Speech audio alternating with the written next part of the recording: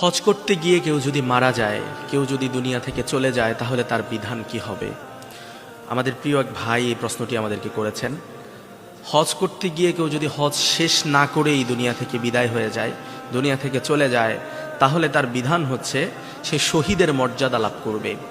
তবে বাহ্যিক দৃষ্টিতে যদিও বা দুনিয়ার দৃষ্টিতে শহীদ মনে নাও হয়, কিন্তু আল্লাহ রব্বুল আলমিনের কাছে আখেরাতে রব্বুল আলমিন তার এই গোলামকে ক্ষমা করে দিবেন এবং শহীদ হিসাবে আল্লাহ রব্বুল আলমিন তার এই গোলামটাকে কবুল করে নেবেন। আমরা দেখি এই যে হজের মাস চলতেছে, অনেক ভাই ওমরা করতে যায়, অনেকে আবার বড় হজ করার জন্য সামনে যাবে। হাজার হাজার মানুষ সেখানে মারা যায়, দুনিয়া থেকে চলে যায়।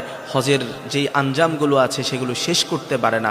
তার উপর যদি হজ ফরজ হয়ে থাকে, হজের ফরজিয়াত কাজগুলো শেষ না করেই যদি ইহরাম অবস্থায় আল্লাহর বান্দা দুনিয়া থেকে চলে যায়, তাহলে সামর্থ্য থাকলে তার বদলি হজ করানো উত্তম, বদলি হজ করানো যেতে পারে।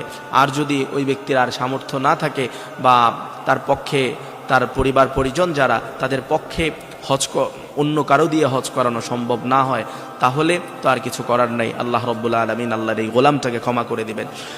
সহিহ মিশকাত শরীফের একটা হাদিসের মধ্যে উল্লেখ হয়েছে, আল্লাহর রাসূল সাল্লাল্লাহু আলাইহি ওয়াসাল্লাম বলেন, যে ব্যক্তি হজ করতে বের হয় মারা যায়, তার জন্য কিয়ামত পর্যন্ত আল্লাহ রাব্বুল আলামিন হজের সওয়াব লিখতে থাকবে। সুবহানাল্লাহ, চমৎকার একটি ফজিলত।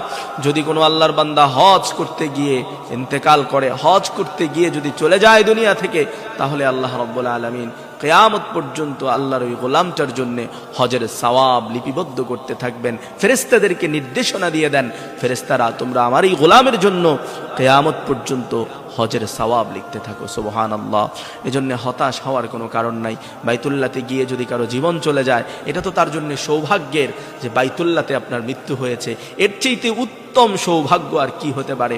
এজন্য আমরা তো সব সময় আল্লাহ তাআলার কাছে ফরিয়াদ করি, আল্লাহ মৃত্যুটা এমন জায়গায় দাও যেখানে দাঁড়িয়ে তোমাকে হাজিরা দিতে পারবো, এমন জায়গায় আমাদেরকে মৃত্যু দিও। এমন জায়গায় আমাদেরকে দিও যেটা বরকতপূর্ণ জায়গা। এমন জায়গায় আমাদের মৃত্যু লিখে দিও না যেই জায়গাটা নিকৃষ্ট, মানুষ যেই জায়গাটাকে ঘৃণার সহিত যেই জায়গাটাকে স্মরণ করে, এমনটা নয়, বরং যেই জায়গাতে তোমাকে পাওয়া যায় ওই জায়গায় আমাদের মৃত্যু তুমি লিখে রেখো। আল্লাহ যেন আমাদের সবাইকে শহীদ হিসাবে কবুল করেন।